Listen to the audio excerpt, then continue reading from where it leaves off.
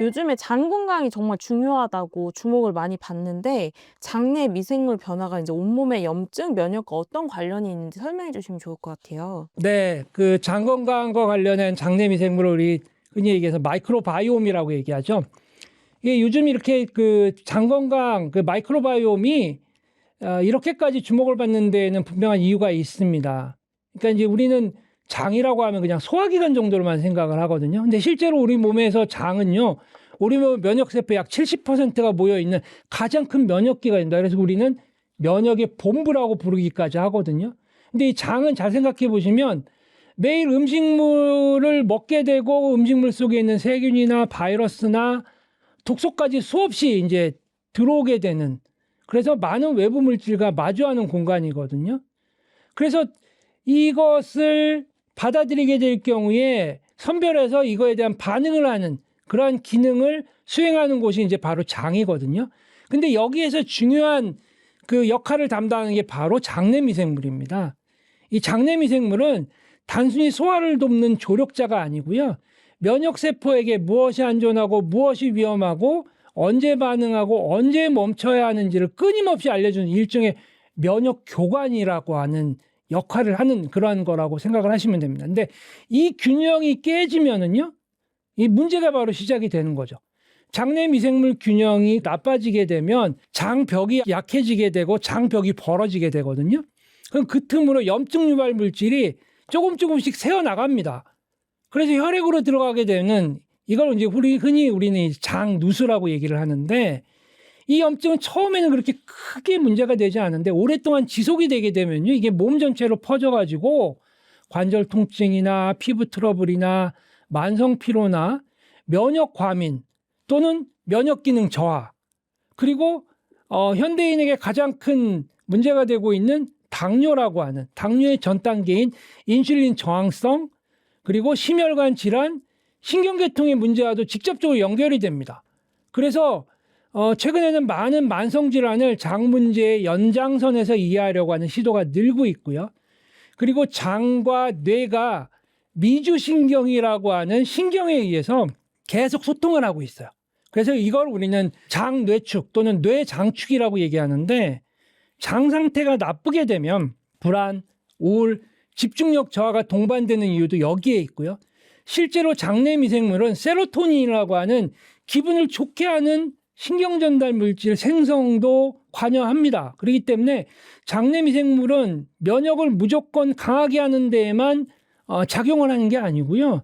과하지도 부족하지도 않게 조절하는 역할을 하고, 그러면서 이것이 어떤 방향으로 작용하느냐는 전적으로 장 환경에 달려 있는데, 그래서 요즘 건강관리의 출발점으로 장을 이야기하는 것이고, 장을 관리한다고 하는 것은 단순히 소화의 문제, 배변을 조절하는 문제가 아니라 면역, 염증, 대사, 뇌기능까지 포함한 몸 전체의 균형을 관리하는 일이라고 이해하시면 됩니다. 그렇다면 비타민C와 앞타민C를 먹는 게 장 건강에도 영향을 미칠까요? 당연히 영향을 미치죠. 많은 분들이 비타민C를 아직도 감기나 피로회복에 필요한 물질로 정도만 생각을 하시는데, 제가 한 연구도 그렇고요. 그다음에 뭐 다른 나라의 그 연구자들이 한 연구를 보면 비타민C는 생각보다 장 건강하고 훨씬 깊게 연결되어 있습니다. 그러니까 장이라고 하는 곳은요, 산소가 거의 없는 현기성 공간이거든요. 근데 우리가 흔히 얘기하는 유익균들은 바로 이런 산소가 거의 없는 공간에서 잘 자라나갑니다. 그리고 잘 증식을 합니다. 근데 스트레스가 많고 고지방, 그다음에 당분이 많은 식단을 자주 먹고, 특히 이제 현대인들은 항생제를 반복적으로 사용하게 되면 이 장 안에 염증이 쌓이게 되면서 산화 스트레스가 커지면서 환경 자체가 산소가 많은 쪽으로 바뀌게 돼요. 그렇게 되면 유익균은 줄고 염증을 키우는 유해균들이 늘어나기 쉬워지거든요. 근데 여기서 비타민C가 어떤 중요한 역할을 하냐면, 항산화제가 아니라 장 그 내부에 있는 산화된 환경을 다시 유익균이 살기 좋은 방향으로 되돌리는 데 관여할 수 있는 그러한 역할을 합니다. 그래서 사람은 비타민C를 스스로 만들지 못하잖아요. 그래서 이거하고 유사한 환경을 만든 우리나라에서는 제 연구실에서만 가지고 있는데 G 모델을 이용해 가지고 연구를 진행을 해봤더니 비타민C를 충분히 공급했을 때에는 그 장과 전신의 염증 수치가 거의 정상 수준으로 회복이 됐지만 비타민C가 없을 때에는 이 염증이 굉장히 심해지는 결과를 볼 수가 있었습니다. 그래서 이거는 비타민C가 단순히 염증을 어떤 조절했다라는 그런 의미도 있지만 장 환경 자체를 안정화시키면서 면역과 염증 반응의 균형을 회복시켰다라고 하는 쪽으로 이해를 하시는 게 좋을 것 같습니다. 그래서 이러한 측면에서 봤을 때 앞타민C는 비타민C보다 한 단계 더 나아간 접근 방법이라고 얘기할 수 있습니다. 그러니까 일반 비타민C는 위와 소장에서 빠르게 흡수되거나 소모가 돼서 장까지 도달하는 그 어떤 시간이나 이게 짧을 수 있지만 앞타민C는 비타민C를 산화로부터 보호하고 체내에서 더 오래 작용하도록 설계되어 있기 때문에 장 환경에 보다 지속적으로 영향을 줄 가능성이 굉장히 높거든요. 그리고 실제 우리가 관찰해 봤을 때 앞타민C 복용 후에 특정 균, 아케르만시아라고 하는 균인데 이것이 유익균이거든요. 이게 살아가기 좋은 방향으로 환경을 바꿔주는 변화를 확인을 했습니다. 그래서 이렇게 장 환경이 안정되면 그 효과는 그냥 장에만 머물게 되는 게 아니거든요. 전신 염증이 감소되고 면역 반응이 안정이 되면서 피부 상태도 좋아지게 되고 피로감 회복, 그 다음에 심지어 이 기분과 대사 상태까지도 영향을 줄 수 있다는 거죠. 그래서 요즘 그 장 건강을 이야기할 때 단순히 배변이나 소화의 문제가 아니라 전신 건강의 출발점으로 바라보는 이유가 바로 여기에 있습니다. 많은 분들이 장 건강을 챙기려고 유산균을 섭취를 하고 계신데 이런 게 정말 장 건강에 도움이 될까요?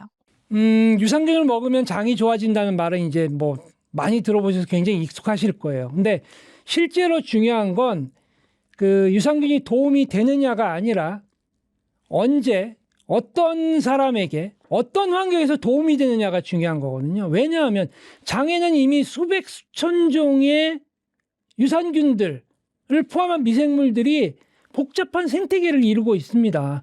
그렇기 때문에 유산균을 먹는다라고 하는 건 이 안에 새로운 구성원을 잠시 들여보내는 것에 불과합니다. 근데 문제는 이 유산균이 과연 장에 가서 뿌리를 내릴 수 있느냐 하는 거거든요.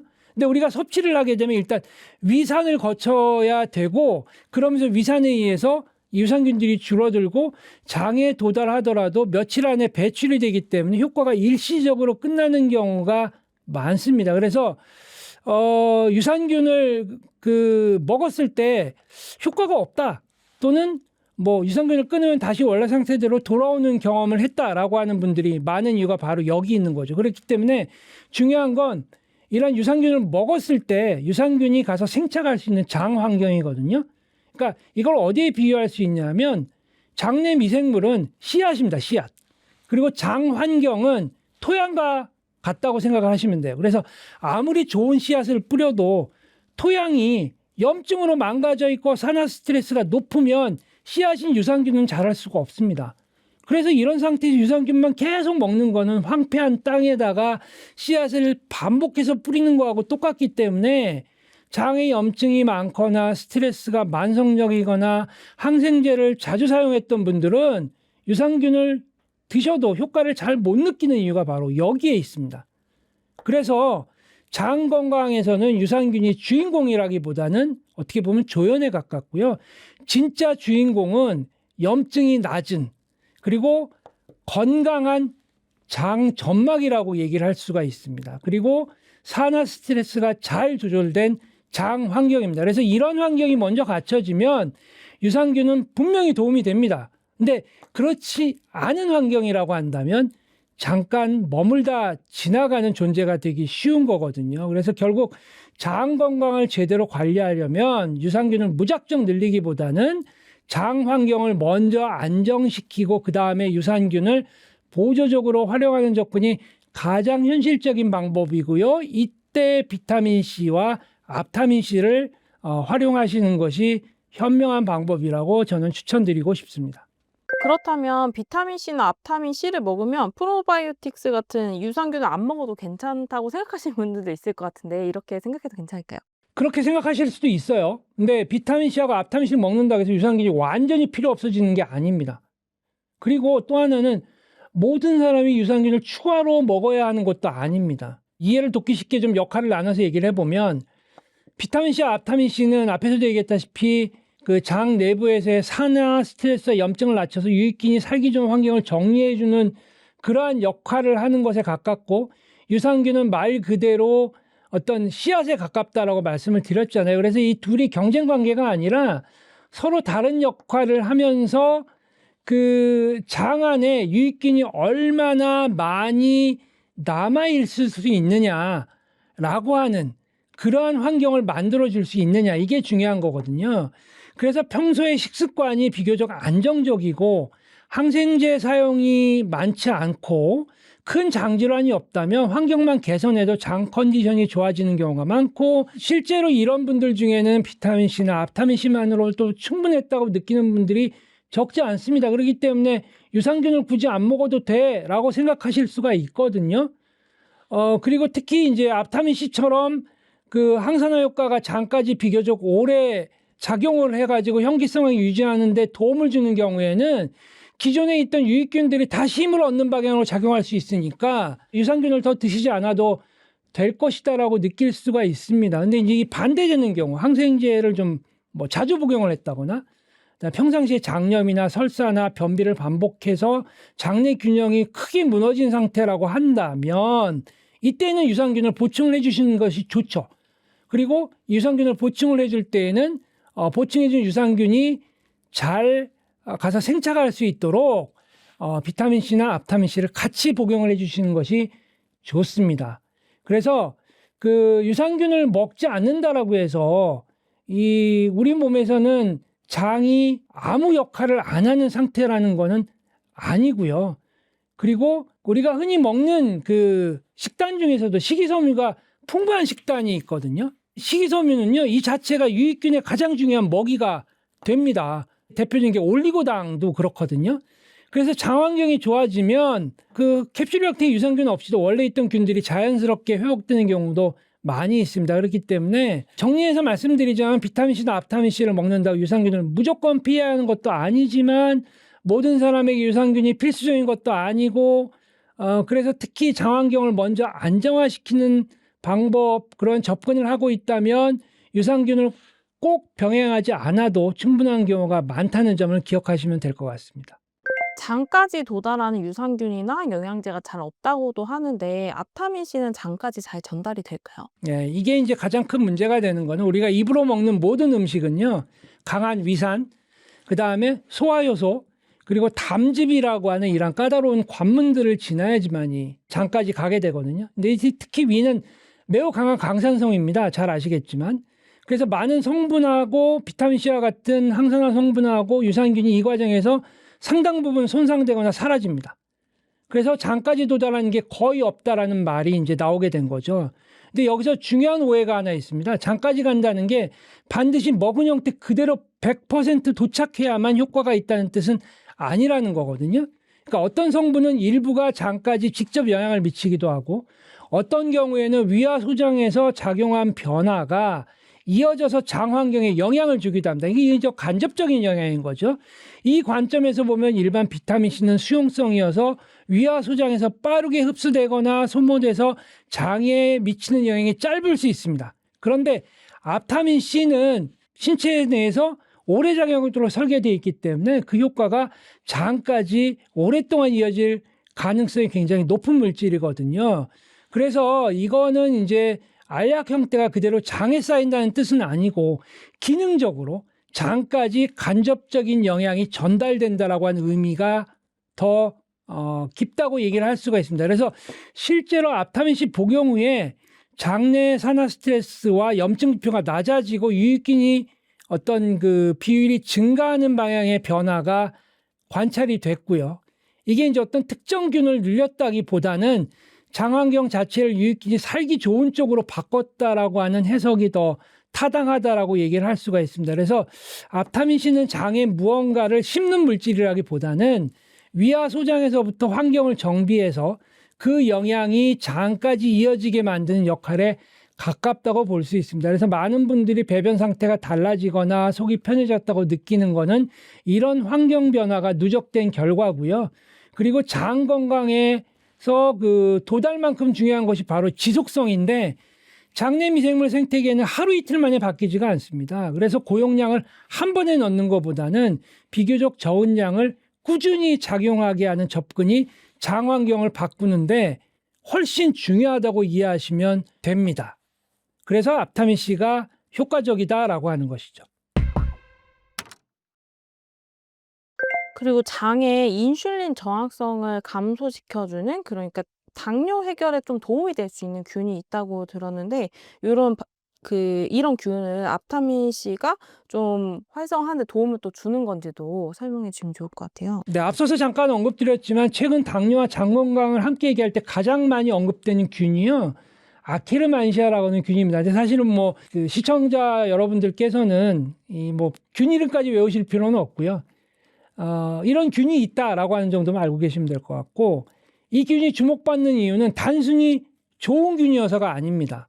이 균은 그 인슐린 저항성과 직접적으로 연결되는 기전이 하나둘씩 지금 밝혀지고 있기 때문에 그렇습니다. 그러니까 인슐린 저항성이라고 하는 거는 당뇨의 전 단계거든요.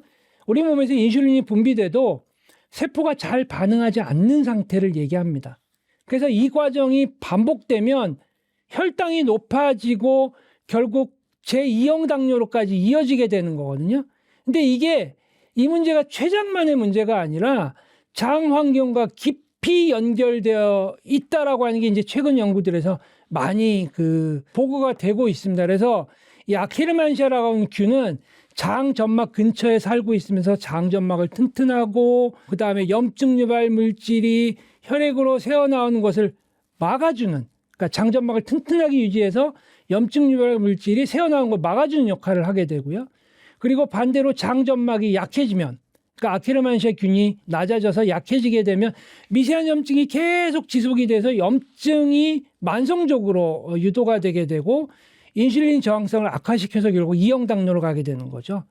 그래서 이 아케르만시아라고 하는 균은 당뇨를 치료하는 약의 물질로 작용한다기보다는 당뇨로 가는 흐름에서 환경을 되돌리는데 도움을 줄 수 있는 하나의 중요한 요소다라고 이해하는 것이 맞는데, 이 비타민 C, 특히 앞타민 C는 이 아케르만시아를 직접 늘리는 그러한 상황을 만들기 위해서 아케르만시아가 살아남고 기능할 수 있는 환경을 만드는데 기여하는 기능을 한다라는 것이죠. 그래서 아케르만시아가 잘 유지되려면 장점막 손상이 적고 산화 스트레스와 만성 염증이 낮아야 하는데, 이런 개선에 굉장히 도움을 줄 수 있는 것이 바로 체내에서 더 오래 작용하도록 설계되어 있는 앞타민 C가 이러한 작용을 해서 원래 장 안에 있던 아케르만시아가 다시 힘을 얻는 방향으로 변화가 일어날 수 있다라고 하는 것입니다. 많은 분들이 해부학이라고 하면 의대생들이 시신을 해부하며 몸의 구조를 외우고 하는 학문으로만 생각하시거든요. 근데 해부학은 그보다 훨씬 더 넓은 영역을 다룹니다. 그러니까 해부학은 단순히 몸이 어떻게 생겼는지를 넘어서 왜 어떤 사람은 같은 병에 걸려도 회복이 빠르고 어떤 사람은 회복이 더디고 만성으로 이어지고 질병이 몸의 어느 지점에서 시작되고 어떻게 진행되는지를 가장 근본적인 수준에서 바라보는 학문이 바로 해부학입니다. 그리고 제 연구는 항산화, 면역, 항암과 노화라고 하는 세 가지 측면에서 이루어져 있는데, 이 세 가지가 서로 분리된 개념이 아니라 하나의 흐름으로 연결되어 있습니다. 몸 안에 산화 스트레스가 쌓이면 염증이 생기고, 염증이 지속되면 면역 기능이 무너지고, 그 결과 암과 노화로 이어지게 되는 거죠. 그래서 저는 이러한 연결고리를 해부학적 구조와 세포 환경, 그리고 면역 반응의 관점에서 연구해 왔고, 그 과정에서 비타민 C와 같은 항산화 물질에 자연스럽게 관심을 갖게 되었고요. 특히 왜 어떤 사람에게는 비타민 C가 효과적으로 작용하는 것처럼 보이는데 어떤 사람에게는 별다른 변화가 없지? 이거에 대한 질문을 꾸준히 던져왔거든요. 그래서 이를 통해 그 단순히 비타민 C는 어떤 그 효과를 나타내기 위해서 섭취량뿐 아니라 지속성, 전달 방식, 그리고 개인의 체내 환경이 크게 좌우된다는 점을 이제 연구를 통해서 알게 되었죠. 그래서 제가 말씀드리고자 하는 거는 비타민 C, 앞타민 C를 중심으로 해서 우리 몸의 면역, 장 건강, 노화, 그리고 회복 능력에 대해서 일반인 분들도 이해하실 수 있도록 차분하고 쉽게 앞으로도 좀 말씀을 드리려고 합니다.